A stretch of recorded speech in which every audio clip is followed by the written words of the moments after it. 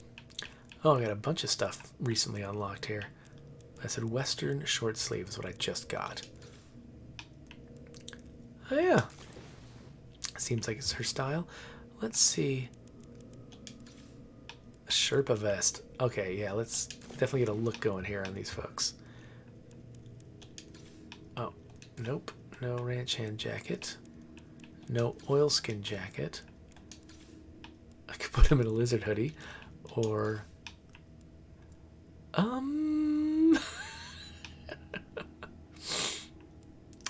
Kinda tempted to dress him like a psycho. No. Let's keep things serious. Looks like I recently unlocked a new bomber jacket. Let's put him in that. Yeah, looks like a good team. The other colors kind of look good together and stuff. Or Paco, do you want a hat? Pff, maybe not that hat. Yes. No. Aha. Yeah, let's go with that one. What about you, Fabio? You want a hat? Now, obviously, Lindsay does not get a hat. Yes. Okay. We're all good. Oh, wait. No, we're not done searching this place. We got one more room to clear. No more creepers. We're good to go. And it looks like we're good. Okay, so let's head over here to the shed, making a bunch of noise in the process because we like fun. Awesome Twitch Dude says I'm stoked for the Last of Us TV show on HBO. That does have potential to be good.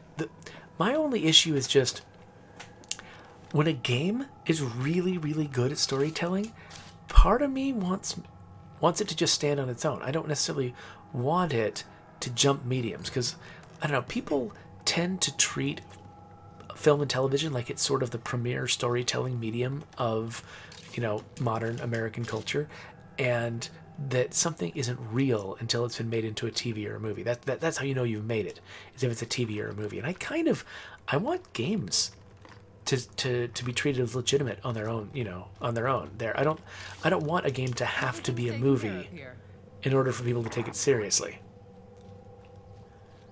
And so I kind of like the idea that The Last of Us is a really, really great, amazing story as a game, and doesn't need to be a TV show to be a great story.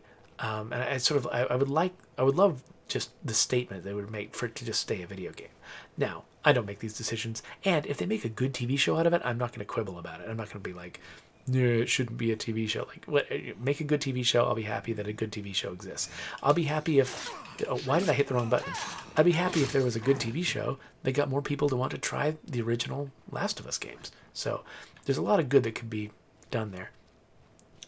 But part of me does kind of worry that there's, not an insignificant chance that it could be like most video game adaptations and just not be very good. Though I don't know. There's a lot of video game movie adaptations that have been bad historically. And part of the reason behind that, in my mind, is the fact that film really is the wrong medium for video game stories. Video games tend to, they tend to do a lot of consistent stuff. Their stories tend to have a formula because video games have structure, right? They've got, levels and missions and chapters or whatever. It's like and you end up doing a lot of similar stuff, moment to moment in the game. Like, the stuff you're doing in the 17th hour is very similar to the stuff you're doing in the 5th hour. The context is different, but the action is largely the same. And that's on purpose. I mean, I don't want it to be different. I like getting good at a video game and, having the same skills that I was learning in the 5th hour be the skills that I'm excelling at in the 17th hour. I don't want video games to be different from that. That's correct for video games to be that way. And you know what else is that way? TV. You watch one episode of Law and Order, and then, you watch the 5th episode of Law & Order and then the 17th episode of Law & Order. They're doing the same thing. They're following the same formula. It's a very formulaic show. And there's a lot of shows that have a formula that you can sort of track. And so and so video games, they are tens of hours long. They have a formula. They repeat a format and sort of slowly develop a story over time through repetition of a formula. And that's also what television does. I was thinking, wouldn't a nice workshop let us fix our broken weapons? A nice workshop would. Should we build a nice workshop or a mean workshop? Let's build a nice workshop. But anyway, so for instance, I think one of the best video game adaptations that's ever done wasn't really a video game adaptation. It was a novel adaptation, but it was very informed by the video games, which is The Witcher. The Witcher TV series on Netflix was really, really good. I loved it. And yeah, it was based on the novels, not the video game, but I think a lot of its audience learned about the franchise from the video games, not from the novels, and so it did feel to a lot of people like a video game adaptation. But what people got out of the video game story, which is it's a slow burn story told over the course of a lot of different vignettes that kind of add up to an overarching story. But there's also a lot of side quests and a lot of what you get out of the Witcher experience. And I've heard that the novels are kind of this way too, that they're kind of all over the place, telling lots of different little stories. That experience translated really well to the TV screen. So I could see a Last of Us TV series working well if they leaned into that kind of format where, it's not just about trying to tell a single story the way that a movie would, but it's about a lot of different episodes that are, on a slow burn developing a larger story. Okay, yeah, so let's build a workshop. And then I don't really have what it takes to build anything else. I should... Oh, wait a minute. No, cancel this. We should build... We should build a workshop indoors so that we can build a garden outside. Okay, so I need 10 materials, which means I need to head back out.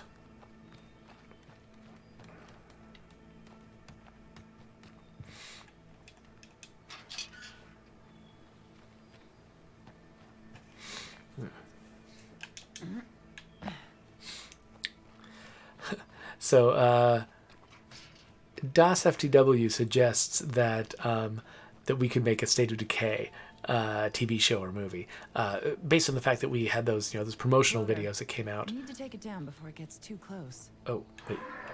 Oh, screw everybody! No! I don't have a gun. I can only take out the bloater by tempting it to fall down. And I just heard that holler. Was that a feral? There it is. Yeah, there's a feral. Okay, so I want to go over here. All right. Okay, good. So I can just dodge that feral and just not deal with it by going this way. Good. Anyway, so you're talking about the fact that there were these promotional videos that looked really good. They were set in the State of Decay universe. And I really did like that advertising campaign. It was really cool. I think that the problem with telling making a State of Decay story right now, there's a couple problems. One is there's already The Walking Dead, and Z Nation, and Someone an upcoming must have picked through this place already. and an upcoming Last of Us TV series. And it feels kind of like you really have to set yourself apart. Oh, I forgot to unload my stuff. What am I doing? Why did I come right back out? Let's go drop off our items. There's not a ton of room in the marketplace for a State of Decay game. Now, I need a rest. there are a few unique elements in our game that we've leaned into. The Blood Plague, the Plague Hearts, the Cleo, stuff that you don't see in every single zombie story, and so there are a few things that could make us stand out. But the kinds of stories we tell about the people, not that different. In fact, kind of on purpose. It's not that I'm not saying that we've failed in some way by not telling extremely unique personal stories about the characters and their sort of the drama, the politics, all that stuff. That's not a failing. That's intentional. Like we're deliberately telling very iconic zombie stories here. Like State of Decay is meant to be kind of not an adaptation, it's not an adaptation of a particular zombie movie or a particular zombie TV series or comic book or novel or whatever. It's an adaptation of the genre. It's we're creating kind of the the ultimate zombie survival experience. It's like when you read no matter what zombie books you've read, we wanted State of Decay to feel like it sort of feeds that fantasy that was developing in your head alongside, the story that you were reading. The fantasy of like what you would do in that situation. And so because we're kind of an adaptation of everything, it makes it even harder for us to find a unique spot in the marketplace. Now, the longer State of Decay goes on, the more of its own personality it develops. Like, if you look at State of Decay 2 versus State of Decay 1, there's a lot more kind of unique lore and unique sort of world building elements in State of Decay 2 versus 1. And, as we continue to develop the franchise, that'll probably continue to get more true. So it could be sometime in the future, it might make more sense to adapt State of Decay to another medium, because there will be more sort That's of a screamer. Let's not make it upset. it will have carved out more of its own identity, more of its own space. But right now, our game is such an homage to just the zombie genre as a whole. It doesn't feel like it would, it At least it's it has its own unique mark to make to the same degree.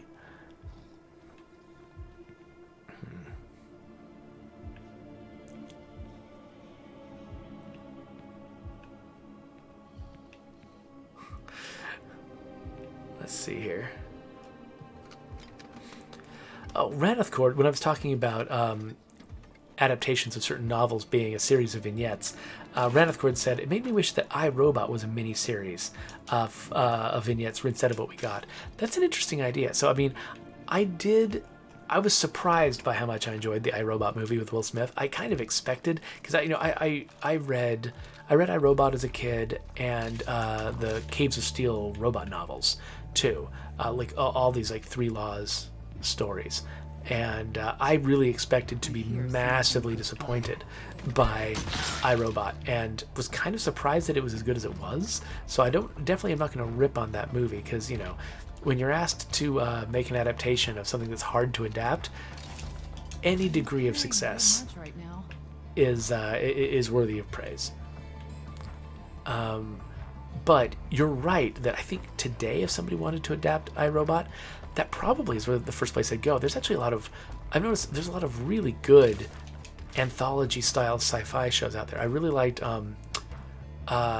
what's Electric Dreams. There's one called Electric Dreams that I really liked. There's another one based on Stalinhog paintings.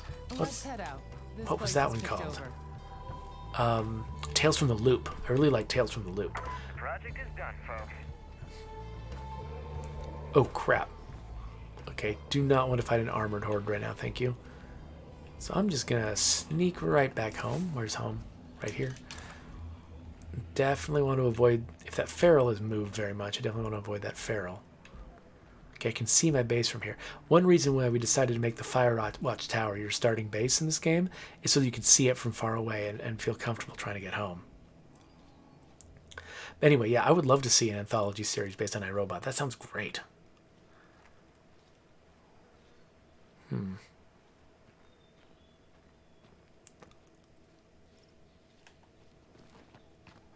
So, let's see here.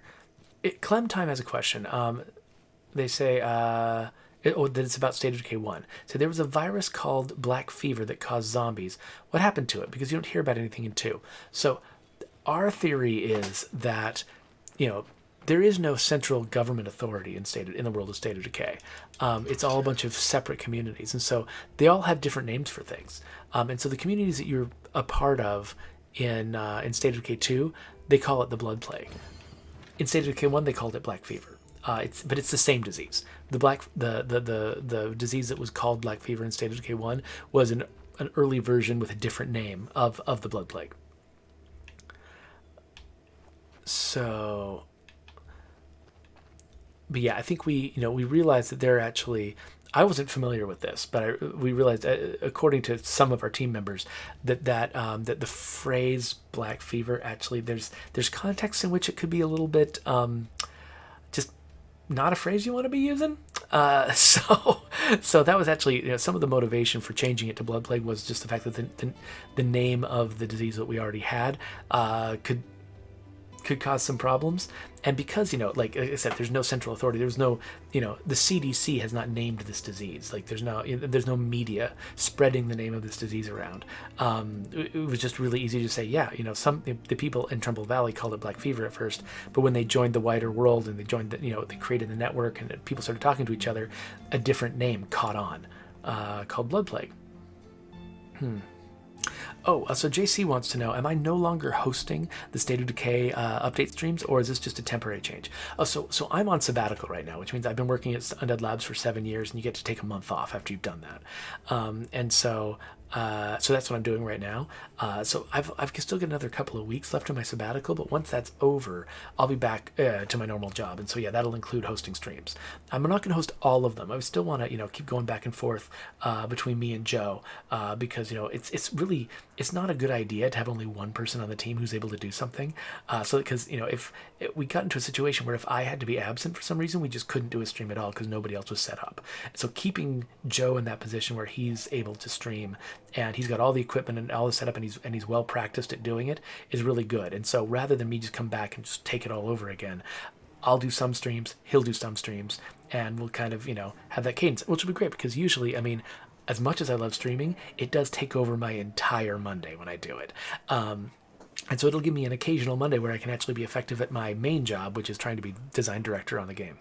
So there we go. Awesome Twitch dude. I'll take it as a compliment that you are advocating ending my sabbatical early, but this has actually been very good for me. Going a weekend is one thing, right? Where you take a little bit of time off work and you get to think about something else for a bit, but you never really leave. It's like I still, when I take a couple of hello, they've seen me, I think. When I just take a couple of days off, all of the work information that I'm maintaining in my head sticks around. It's still there. It takes, taking a significant amount of time off to actually get me to stop thinking about work all the time. And so that was the problem I was having, for a while, which is just like,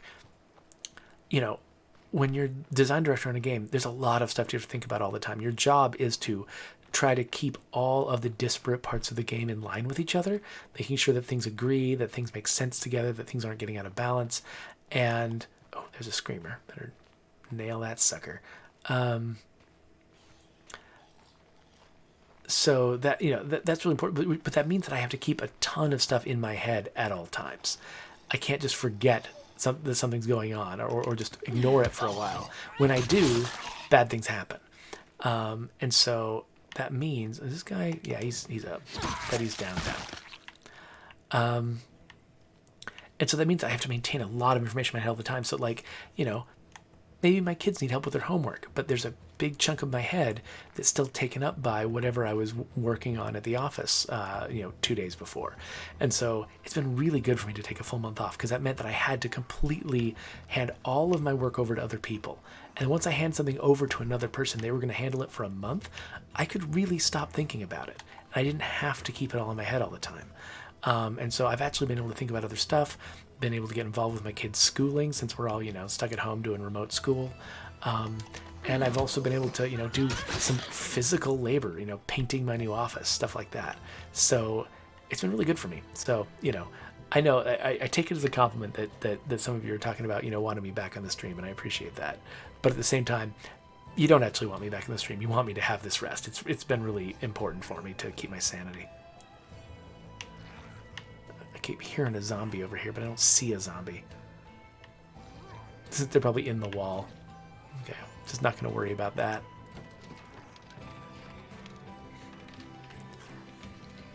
Yeah, Tokamak, I did leave that other entrance open. Sure, I can put this to good use. Oh my gosh, I keep forgetting to empty out my inventory. What is wrong with me? Ah!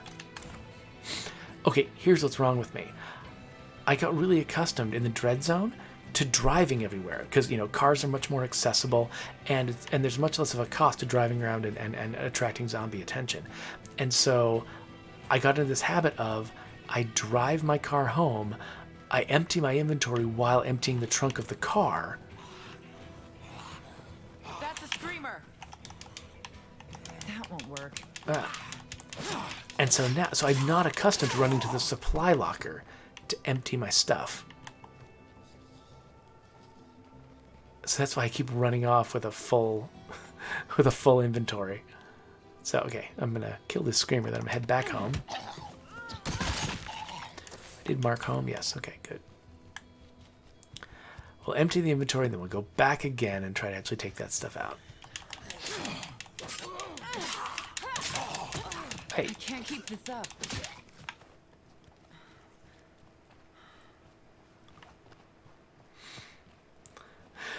Nighthawk says, I'm doing well in the Nightmare Zone so far, especially with no car. Well, so I think actually the fact that I have no car and I don't have to go very far is actually probably helping me.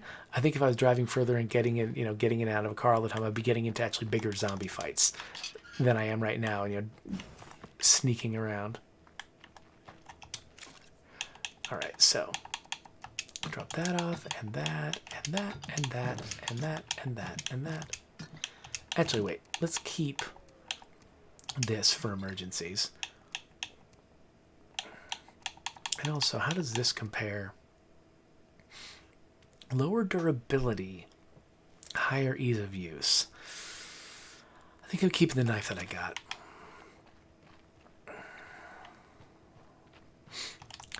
Oh yeah, so Tokamak. One way that you kind of can recognize people who played a lot of State of Decay is they tend to leave their doors open, because when you're brand new to State of Decay, you always think, oh man, I gotta close the door so the zombies don't get in. When you get really used to it, you realize the doors close themselves after a while, and also That's a zombies... screamer. Let's not make it upset. Zombies don't actually do that much when you're not around, and so there's actually not much of a cost to leaving the doors open, so you just end up getting in the habit of just not closing them.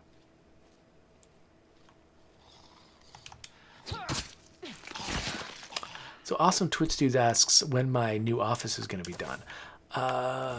So originally the plan was for it to be done before I got back from sabbatical, but there's one step that we're missing, which is so the way we originally strung up our cable internet in our house. So when we first bought the house, the cable just went into the living room, and that was it. And that wasn't going to work, for a modern... This house was owned by a very old man before. But for people who were going to be dependent on, cable internet, we moved into this house, I think it was like 15 years ago. So it wasn't like the era of Netflix yet or anything. But at least the modern era of Netflix existed, but it wasn't what it is today. And it didn't have all its competitors. But still, so we had cable television, and so did the people before us. But we wanted to have cable internet. So the main place that we needed cable was actually this room, the office downstairs, not the living room. And so my father-in-law and I hooked up like a splitter. So we split that cable in 4 different directions and sent it to 4 different rooms of the house. And that was great. And it worked really, really well for a while. And then eventually, 10, 12 years later, we cut our cable. So now we're cable cutters. Now we don't get cable TV at all. We only use the internet for entertainment. And so now all of those, that splitter that's going out to all of those different cables, it's useless now. And we don't need cable in the living room. We don't need cable in the family room, and we don't need cable in our bedroom. We just need to have a modem and a bunch of wireless routers. So we're going to change our cable setup. So we're going to actually, instead of the cable going to 4 different rooms of the house, not including the new office, instead we're going to strip it from all of those rooms. And okay, cool. This is what I needed. We're going to take it out of all those rooms, and we're just going to put it in my new office. So we're going to string 1 coaxial cable to my new office, and then my new office is going to have a bunch of Ethernet connections. That's a lot of stuff. Okay, let's not search anymore just because this room is amazing and I'm coming back to it. Oh, looks like I'm starting to get tired too. So yeah, let's head home, which is this direction, and we'll send somebody back here to get the rest of this stuff. But it's nice to have a shotgun. That makes me much more confident the next time I'm fighting a feral. So then we're going to string Ethernet cable throughout the house, at the same places where we have the coaxial cable right now. And so that's going to mean that will bring wired internet into my office. So I need to have the fastest connection in my office because I need to do massive downloads and constant interactions with the work network in order to do my job. And the faster that goes, the faster everything I do goes. So I'm going to be right there next to the cable modem with the very best connection in the house. But then we're also going to, we're going to string Ethernet in the walls so that we can put good wireless routers throughout the house and maybe even hook up other, wired connections in other rooms in the house. So that stage, we really wanted to get an electrician in here. There's lots of electrical work that has to be done in our house. But since we were getting an electrician anyway, we're like, you know what? Rather than us trying to figure out how to string all this cable through the walls, let's just have the professional do it. They'll do it better and faster. And so the problem is the electrician isn't going to come until after I've already finished my sabbatical. So when I first get back from sabbatical, I'm still going to be in this space because this is where I've got the internet. That's where it has to be. But once we get our new internet set up, then that's when I'm going to switch to the new office. Okay, so I've got this thing for emergencies, but I think I'll actually, the next person who goes out, I think I'll send them out with the crossbow. Okay, and actually, parts are kind of hard to come by in this world, so let's get a few that way. Yeah, and so now my character is tired, which means it's time to switch to another character, but we've also been playing this for a little while, so let's wrap this up with an end screen and subscribe. You should subscribe. I've already subscribed to myself. I don't need to.